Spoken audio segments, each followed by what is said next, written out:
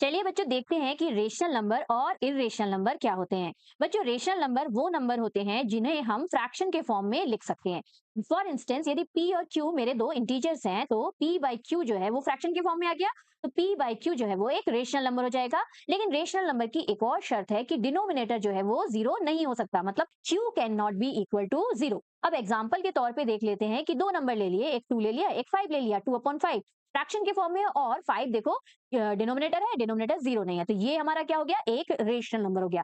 इसके अलावा बच्चों कुछ और नंबर होते हैं जो टर्मिनेट हो जाते हैं, डेसिमल के फॉर्म में होते हैं लेकिन टर्मिनेट हो जाते हैं, मतलब एंड हो जाते हैं। 0.125 यदि मैंने लिखा तो देखो 5 में जाके एंड हो गया, तो ये जो है ये अगेन रेशनल नंबर हो गया जो टर्मिनेट हो जाए, टर्मिनेटिंग होते हैं, टर्मिनेट हो जाते हैं, राइट। और एक और नंबर होते हैं जो रिपीट होते रहते हैं, टर्मिनेट तो नहीं होते लेकिन रिपीट होते रहते हैं, जैसे 0.15 अगेन 15 अगेन 15, देखो 15 जो है वो रिपीट हो रहा है, तो ये भी जो है ये नॉन टर्मिनेटिंग तो है, टर्मिनेट तो नहीं हो रहा है लेकिन देखो रिपीटिंग वाले हैं, है ना। तो ऐसे नंबर जो टर्मिनेट हो जाए वो भी रेशनल की कैटेगरी में आते हैं, और ऐसे नंबर जो टर्मिनेट नहीं हो रहे हैं लेकिन रिपीट होते जा रहे हैं, तो इसको हम ऐसे लिख सकते हैं, 0.15 के ऊपर बार लगा दिया। तो ये तीन टाइप के नंबर जो होते हैं ये रेशनल नंबर होते हैं। अब देखते हैं इर्रेशनल क्या होते हैं फिर भाई।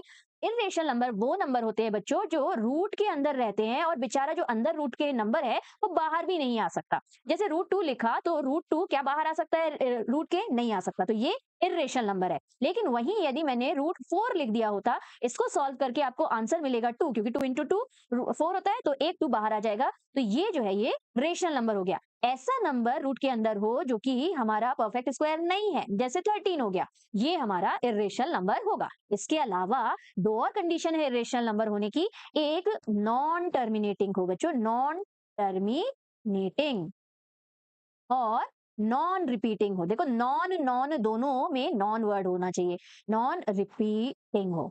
एग्जाम्पल देखो, एग्जाम्पल देखने से सबसे अच्छा समझ में आता है। जैसे मैंने लिखा 0.01 again 001 0001 and it keeps on going, तो यहाँ ध्यान से देखो क्या नंबर रिपीट हो रहे हैं, नहीं हो रहे हैं, ना नंबर रिपीट हो रहे हैं और ना ही नंबर खत्म हो रहे हैं। तो जो नंबर खत्म भी ना हो और रिपीट भी ना हो, वही नंबर क्या होते हैं, हमारे इर्रेशनल नंबर। इर्रेशनल नंबर को याद रखोगे तो इर्रेशनल नंबर को छोड़ के जितने भी बाकी बचे हुए नंबर है वो सारे ऑब्वियसली रेशनल होंगे।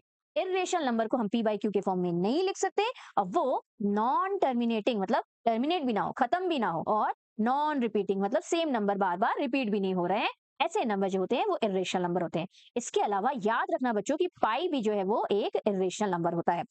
तो अब ये दोनों क्वेश्चन बच्चों आपके होमवर्क है।